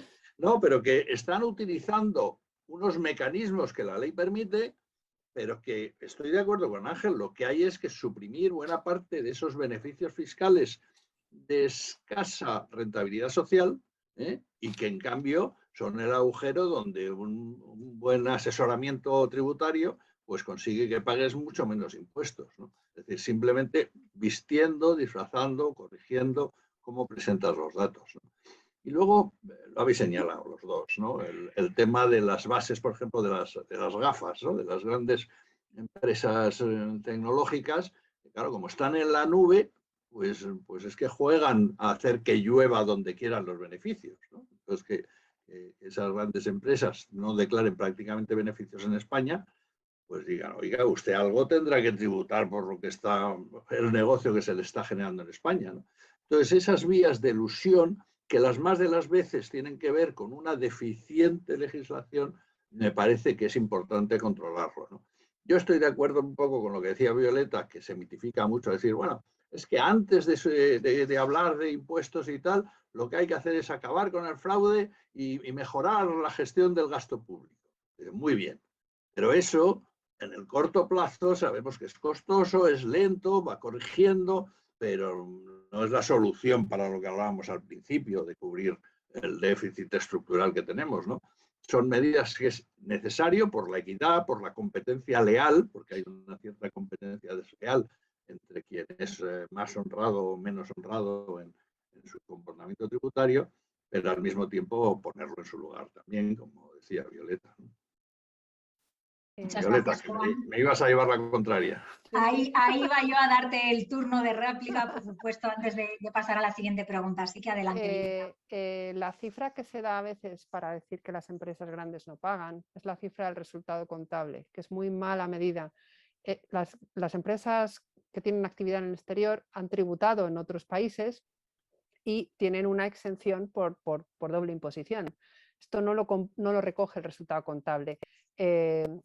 Aquí, con esto de yo he venido aquí a hablar de mi libro, pero precisamente porque es muy fácil manipular con números, sobre todo para los que no entendemos de números, sí que dedicamos en el capítulo del impuesto sobre sociedades en particular varias páginas a explicar las distintas formas de medir el tipo efectivo y el tipo implícito.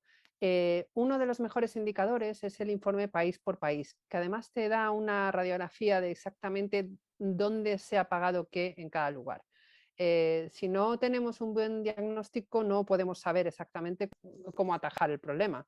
Que tenemos un problema de baja tributación en algunos sectores, sí que es verdad. ¿Podemos atajarlo desde España? Bueno, podemos intentar capturar una parte de la tarta de las empresas de base digital. Esto es algo que la Comisión Europea lleva años diciendo también por parte de la Unión Europea, pero al mismo tiempo no es incompatible con preguntarnos por qué no tenemos aquí un palo alto, un montecito. Es decir, es que el problema, las empresas de base tecnológica no tributan en la nube, tributan en Estados Unidos, muchas de ellas, y la tributación es sustancial, sobre todo ahora que se ha cerrado la vía esta de, bueno, algunas de las estrategias que se hacían con Irlanda y con Luxemburgo, ¿no? Por tanto, la cuestión es por qué nosotros en Europa, no solo en España, hasta qué punto hemos perdido el tren tecnológico. Y esto es mucho más serio, porque digamos, ese tren tecnológico se ha desplazado a Estados Unidos y a Asia, y nos ha pasado por el lado. Entonces, claro, la tributación no cambia el estado de la riqueza. Podemos ayudar un poco, pero no cambia digamos, la estructura económica, fundamentalmente. Es decir, podemos cambiar las reglas de fiscalidad para capturar esta parte de la tarta, pero no vamos a obtener una parte sustancial de la tarta, incluso mejorando, ojo, las reglas que ahora mismo no están hechas para ver qué parte del modelo de negocio de Facebook o de Twitter se ha generado gracias a la interacción en España, al famoso algoritmo, ¿no? A esta discusión quizá que está teniendo lugar en YouTube. Pero son las migas y tenemos que preguntarnos también por la parte del león. Y luego también quería añadir, en relación con lo que ha dicho Ángel, aunque no sé si esto ya pasa a otra pregunta, ¿no? Pero es la cuestión del IVA. El IVA es un poco la bala de plata. Tenemos estados de bienestar porque tenemos en Europa, porque tenemos IVA. Y es un impuesto que funciona muy bien cuando funciona en modo ciego. Y esto es una cuestión muy discutida y yo creo que es bueno que sea discutida, pero aquí me parece que tenemos que hacer mejor pedagogía. Y voy a poner un ejemplo muy concreto. En la pandemia se bajó el IVA de las mascarillas a 0. Muchos que tenemos niños y que mis hijos van a un colegio público donde hay muchas familias que no se podían permitir a lo mejor los 30 euros mensuales que te cuestan las mascarillas de toda la familia. ¿Esa familia qué necesita? ¿Un IVA al 0 o un paquete de mascarillas en el colegio? Este discurso, que a lo mejor es un poco, estoy usando un ejemplo interesado, pero cada vez que ponemos sobre la mesa el bajar el IVA a las mascarillas, el bajar el IVA a los productos de higiene femenina, ¿no? A las compresas, Tampax, copa menstrual, etc. No estamos más que distorsionando la estructura del impuesto y estamos consiguiendo recaudar mucho menos. Y yo creo que esto es un peligro real, porque la parte, digamos, el discurso anti-impuestos lo tenemos por un lado, pero lo tenemos también, tenemos un discurso muy potente anti-IVA. Tenemos distintos sectores, ahora son las peluquerías, han sido los cines, ha sido el teatro, y es muy peligroso, porque el IVA no está pensado para tener distintos tipos de gravamen, genera opciones de fraude y es mucho más ineficiente. Y además no mejora la equidad, no tiene mejoras de equidad, tiene mejoras de equidad compensarlo vía transferencias, compensarlo bien, desde luego. Así que quería hacer un poco esa defensa, porque como lo ha sacado Ángel. Sí. No, yo ahí, sin embargo, matizaría un poco. Estoy bastante de acuerdo en que en los impuestos, fíjate, has citado informes, todos los informes que conocemos, los que trabajamos en este campo. Cuando yo empezaba, pues el famoso era el informe Carter, ¿no? Sobre impuesto a la renta, era un informe mucho más grande que el vuestro, y tal, y buscaba como el impuesto a la renta perfecto, que tuviera en cuenta todos los aspectos. Bueno, yo hoy he cambiado absolutamente. Creo que el impuesto mejor sobre la renta es el más sencillo del mundo.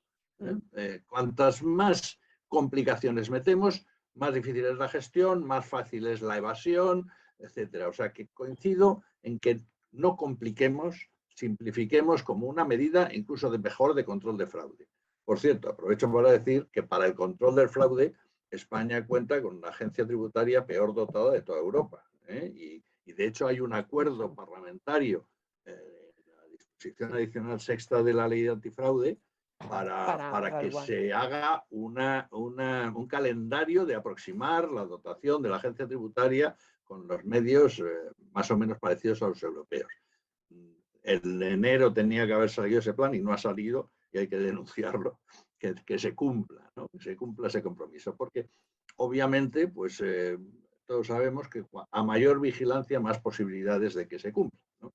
Es decir, los controles de velocidad, pues cuando te avisan de que hay un radar, todo el mundo pasa perfectamente a la velocidad correspondiente, ¿no? Si no piensas que no te van a descubrir, pues entonces ya hay menos control.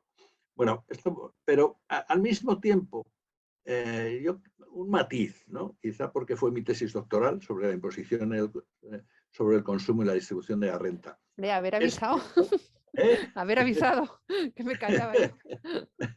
No, pero que es cierto que, claro, el descuento, digamos, en la barra de pan es lo mismo para el rico que para el pobre, ¿no?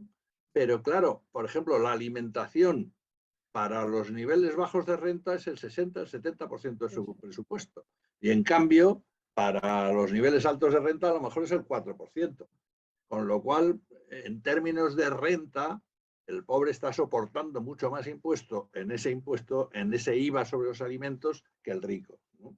Es decir, que pues un poco como la pobreza energética, como tal. Claro, pero Juan, pero efectivamente yo estoy muy de acuerdo que es más eficaz vía gasto que vía ingreso. Muy de acuerdo. Pero que no olvidemos esto otro también, que esta presunta igualdad, en términos relativos, no lo es tanto. No lo es, ni mucho menos. Perdón. Oye, y por cierto, también publicidad de tu libro, pues vamos a hacer nosotros de otro, ya que no lo hace Ana. Os recomiendo sobre guaridas fiscales, mejor que paraísos, por cierto, que busquéis Susana Ruiz de Oxfam Intermón, que en estos 2 días ha estado muy activa explicándolo, y quedarán claras muchas ideas respecto a lo que hemos hablado sobre guaridas fiscales. Y desde luego que desde las redes de la Plataforma por la Justicia Fiscal nos vamos a hacer eco de todos estos informes y links a diferentes vídeos y post y artículos que están saliendo en estos días, que como hemos comentado son días muy potentes para hablar de la justicia fiscal. Pues viendo el tiempo que tenemos, voy a lanzarme a hacer la última pregunta que tengo yo aquí anotada para el día de hoy de mi parte, y luego os formularé algunas que nos han hecho desde el público. Y nada, os recuerdo que sea breves para cumplir nuestro objetivo de intentar acabar a tiempo, pero ya sé que estos temas nos apasionan y además merece la pena que expliquemos y entremos en esas vicisitudes que tienen, ¿no?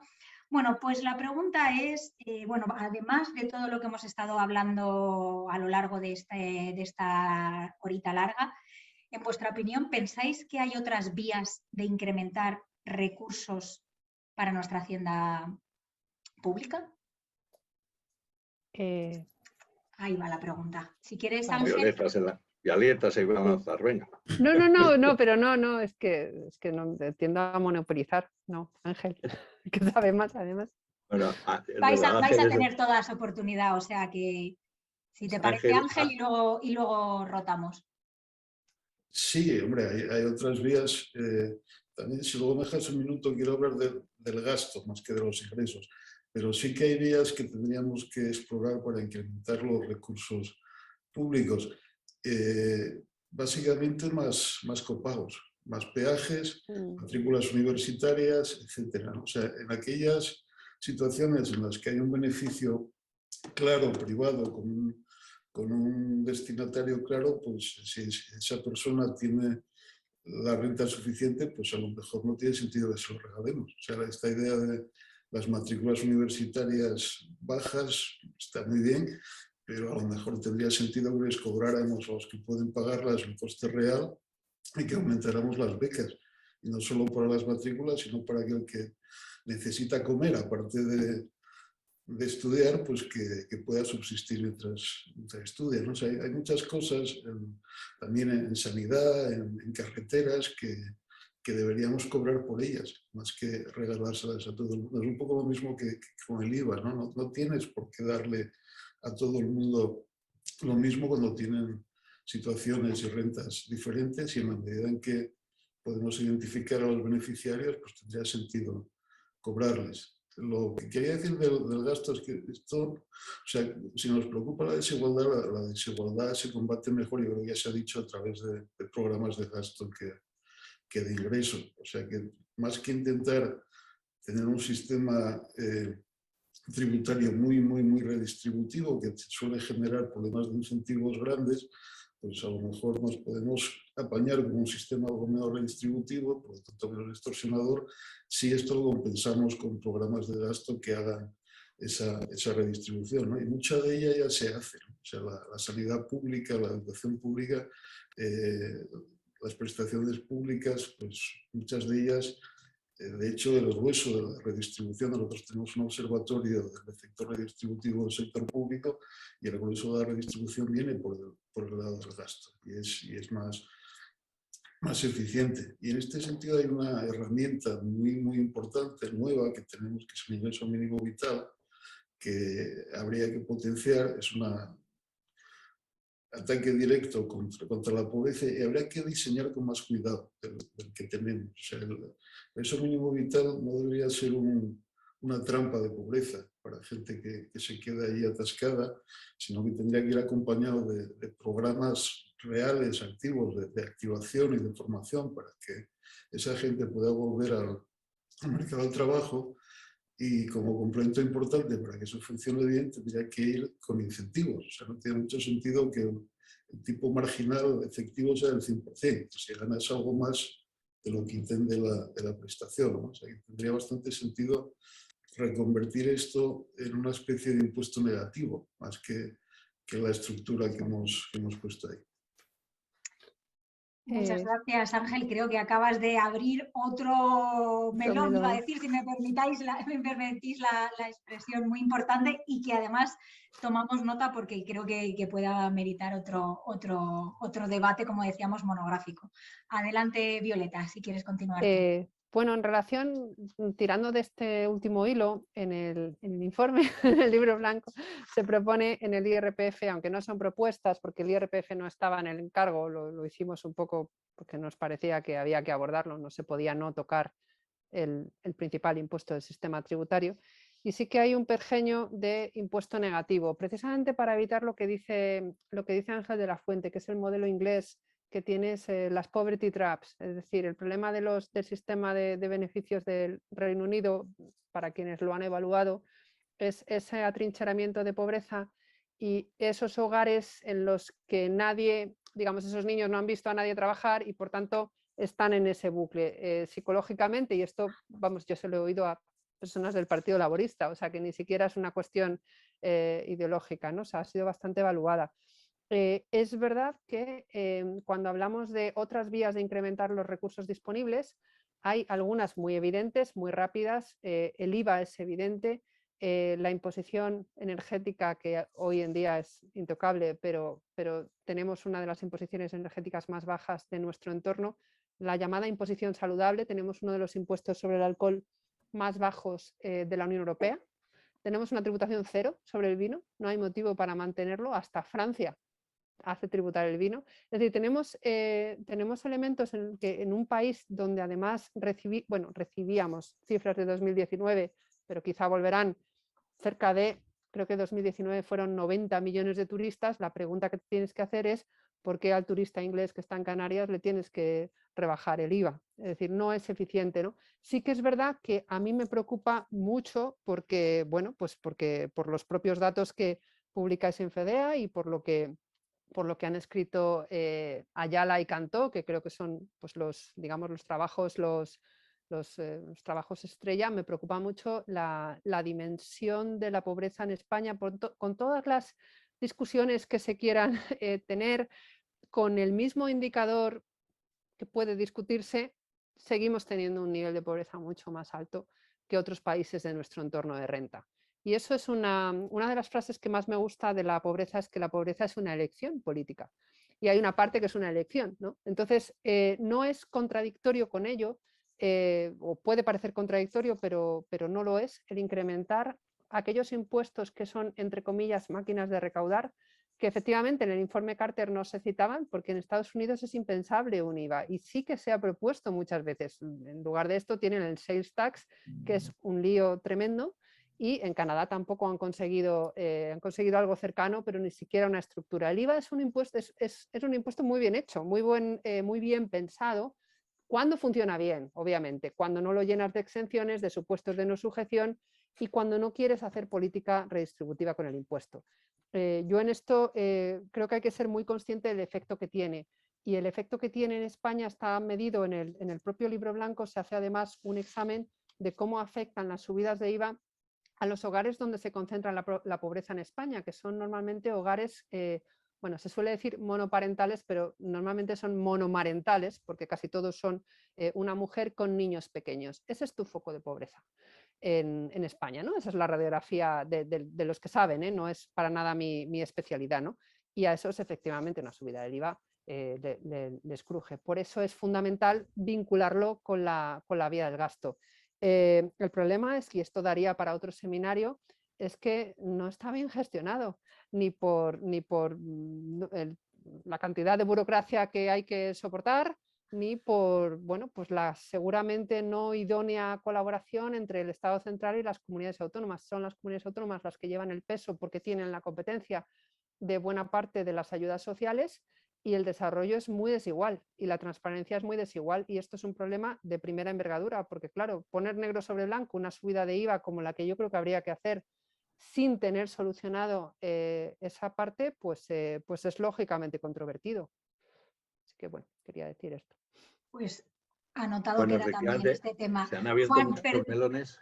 claro, eso iba a decir, con la confianza Ya. que nos tenemos, a ti sí que me voy a atrever a pedirte que por favor ahora seas breve, porque Vale, estamos llegando al final del tiempo, y sí que me gustaría introducir alguna de las preguntas que nos han vale. hecho Pues las personas. casi titulares nada más. Uno, yo creo que la solución para el ingreso mínimo vital, rentas mínimas y todos los problemas de gestión que tienen, solo es una, que se llama renta básica, y que cuando queráis abrimos otro día un debate sobre esto. Segundo, en el tema de copagos, que estoy bastante de acuerdo, yo creo que debería definirse una base gratuita, pero luego a partir de un nivel de renta pues tienen sentidos determinados copagos, siempre que no sea más caro recaudarlo que lo que luego ofrezca, ¿no? Porque, es decir, hay unos que lo permiten mejor y otros peor, ¿no? El debate, por ejemplo, sobre ahora las carreteras y demás, yo estoy muy de acuerdo en que exista algún tipo, pero me gusta más una solución de viñeta, por ejemplo, que una de peajes o similar. Y tercero, lo hemos mencionado de pasada, pero yo creo que conviene decirlo también. O sea, es cierto que la gestión pública puede y debe mejorar muchísimo.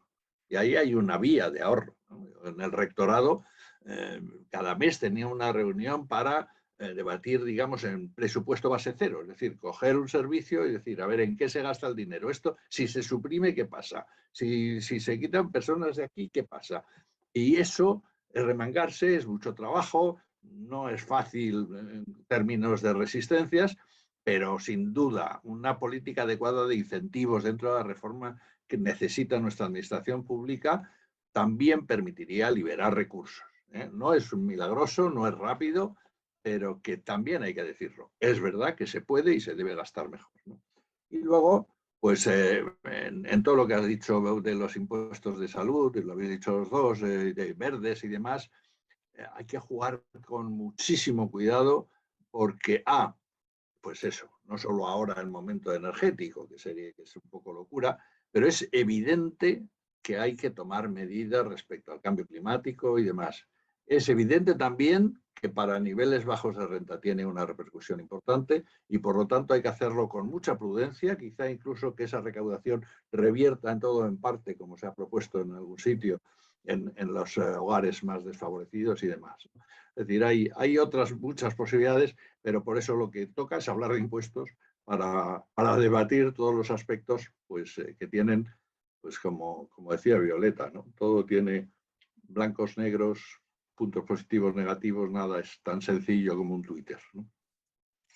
Pues muchísimas gracias por la brevedad aquí, Juan. Y sí que me gustaría pediros, nada, unos minutitos extras para trasladaros algunas de las preguntas que han hecho desde el público. Por lo pronto ya adelantaros que sí que está suscitando debate el tema de renta básica universal, ingreso mínimo vital, así que anotado queda que a ver si en un futuro lo sacamos. Sí que hay os voy a lanzar, si os parece, dos preguntas aquí agrupadas, aunque no tienen nada que ver, pero bueno, para que vayáis contestando en vuestros respectivos turnos. Una me hace especialmente ilusión porque es uno de los temas y de los focos que ponemos mucho peso en la plataforma por la justicia fiscal, ¿no? Y la pregunta es, ¿por qué creéis que no hay pedagogía fiscal sobre este tema, como estáis haciendo vosotros en este momento? ¿Por qué en los medios no se habla y se explica y se aclara este tema para que lo pudiera entender, pues bueno, todo el mundo, dice aquí, puesto un tema tan importante y que además nos afecta a todo el mundo, porque el tema de los impuestos lo pagamos absolutamente todas las personas. Por ahí va esa pregunta de por qué creéis que no hay ese interés o no hay esa pedagogía fiscal por ahora. Y también se lanza a preguntaros si creéis que se conseguirá el equilibrio fiscal en los países de la Unión Europea y o en España en las diferentes comunidades autónomas. Así que ahí he recogido estas dos, a ver si tenemos espacio para una rondita más. No sé si algunos animáis. Pues bueno, yo quería poner sobre la mesa alguna propuesta que ha circulado por ahí. Seguramente tenemos que dejar de ser tan aburridos los que algunos profesores de universidad que nos dedicamos a esto. No vemos con buenos ojos la divulgación, no lo hacemos, no nos gusta y no nos sentimos cómodos. Esto es una confesión, yo ni siquiera tengo Twitter. Y me decía hace poco una persona que lleva muchos años en esto, es un inspector de Hacienda muy mayor, dice, es que donde tendríamos que hacer publicidad pues en TikTok y tendríamos que ir al programa de, no sé si sigue el programa de Ana Rosa, pero bueno, los programas estos de la mañana, es decir, esto es una cosa que no hacemos, que sí se hace, por ejemplo, en Estados Unidos, y aquí nos parecería poco menos que impensable, ¿no? No digo yo que aburriría las piedras, pero seguramente hay que hacer un esfuerzo un poquito adicional por explicarlo en los foros y los formatos donde está la gente. La red TikTok es donde están los chavales ahora mismo, para empezar, ¿no? Bueno. Yo no sé si estoy de acuerdo, porque es difícil hacer pedagogía digamos, en un programa de televisión, en cosas de este tipo. No se prestan demasiado a los matices, se prestan más al mensaje contundente y corto, ¿no? O sea pero quizá deberíamos dedicar más tiempo a esto en los colegios. Explicar en bachillerato, por lo menos, incluso antes, lo básico de la economía pública, financiera, o sea, nociones importantes que luego pueden ayudar a los ciudadanos mayores a entender mejor qué es lo que está pasando, qué es lo que les ofrecen, dónde les engañan cuando vienen ciertos mensajes demagógicos, ¿no? Yo creo que sería una buena inversión. Cuando quiere decir que a lo mejor necesitemos un curso entero de economía, a lo mejor en otras asignaturas ir metiendo trocitos de estas cosas, pues como parte del currículum de sociales, pues yo creo que sí, que sería muy rentable. Si además los periodistas nos ayudaran a hacer pedagogía, sería la leche, pero no siempre ayudan demasiado en esta línea, ¿no? Sí, no, pero no sé si tanto como TikTok, pero desde luego artículos de divulgación en la plataforma procuramos, nos aprietan además a los universitarios, a los que somos un poco más expertos en el tema, que publiquemos periódicamente algún artículo de divulgación, ¿no? Y es verdad, en los colegios es fundamental. Nosotros hemos luchado y hemos tenido suerte, esto no suele pasar, en que en la ley de educación, la reforma educativa, en las asignaturas de valores o como se llamen, ¿no? Que hay que también un miedo a las palabras, se meta expresamente el valor social de los impuestos, ¿no? Es decir, que tanto en secundaria como en primaria se va a hablar sobre el valor social de los impuestos dentro del programa metido. Es decir, que creemos que es fundamental. Efectivamente, gracias por la pregunta, porque antes, hablando del tema del fraude y demás, no hemos hablado de este aspecto, que es la sensibilización social. Es decir, en el momento en que hay un castigo social, la gente se tienta más la ropa antes de cometer una determinada falta o delito, ¿no?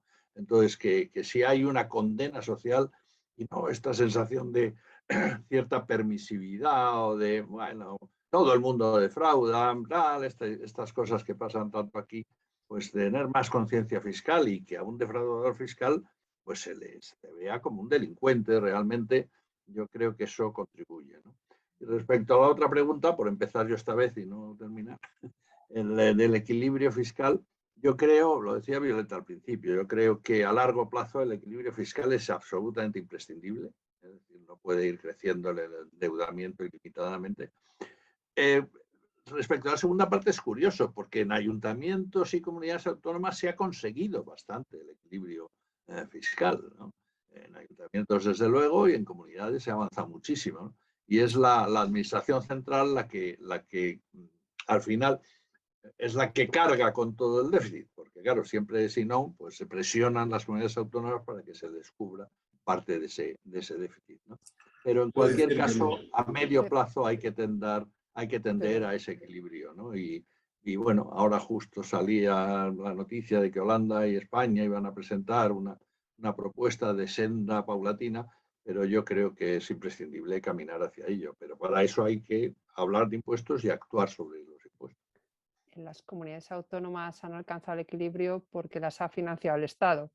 Porque otra de las cosas que hemos tirado por la ventana es la idea de la corresponsabilidad fiscal, que está muy vinculada con la estabilidad presupuestaria, ¿no? Pero esto sería para otro día, ¿no? Simplemente por apuntar, o sea, ha sido a costa de eso. Y lo que sí que hay que, en esa línea, es seguramente mejorar la pedagogía. El otro día había la cosa esta de los impuestos sobre la gasolina, se decía, no, es que Sánchez se está aprovechando. Digo, para empezar, el presidente del gobierno no recauda la agencia tributaria, pero es que además se trata de impuestos cedidos, ¿no? Y entonces, ¿hasta qué punto hay un desconocimiento de quién recibe qué y con qué dinero? Aunque esto sería para otro debate. No, pero tienes toda razón. La frase esa del gobierno se está forrando es de las frases más desafortunadas que hemos oído en los últimos tiempos, ¿no? Es decir, que no es el gobierno, en su caso somos todos los que estamos recaudando, pero en este caso, como tú dices, encima no era el gobierno central, sino el autonómico, el beneficiario, ¿no? Pero sobre todo es el mensaje que hay detrás, ¿no? Como que el gobierno se está forrando. Sí. Sí, somos todos los que estamos... entran en la bolsa común, luego discutimos todos los aspectos que queramos, pero entran en la bolsa común. Ángel, algo que comparto la necesidad y la importancia del equilibrio presupuestario, pero creo que nos costará recuperarlo. Ahora mismo estamos muy lejos y no parece que tengamos muchas ganas de hacer los deberes para volver ahí. Bueno, pues si os parece y por de verdad ser respetuosas con el tiempo que nos habíamos marcado y cumplir los objetivos, sí que disculparme porque hay algunas preguntas que han quedado en el tintero de parte de la audiencia, pero bueno, esto nos reafirma en la necesidad de seguir haciendo estos debates, estos espacios, contando con gente tan experta y tan didáctica como lo habéis sido los tres, así que agradeceros muchísimo vuestro tiempo, deciros que esta es una de las diferentes cosas que hacemos por parte de la Plataforma por la Justicia Fiscal, que sí que tenemos como uno de nuestros objetivos prioritarios, además de la incidencia política, por supuesto, el trabajar en hacer incidencia social, sensibilización, pedagogía, para seguir hablando de estos temas y, como comentábamos aquí, acercarlos a la ciudadanía en general para que podamos charlar, preguntar, debatir y, bueno, informarnos. Así que, de nuevo, muchísimas gracias. Violeta, Ángel y Juan por vuestro tiempo, dedicación y por haber sido tan amables y tan didácticos. Muchísimas gracias, Ana. Muchas gracias. Un placer estos cantertulias.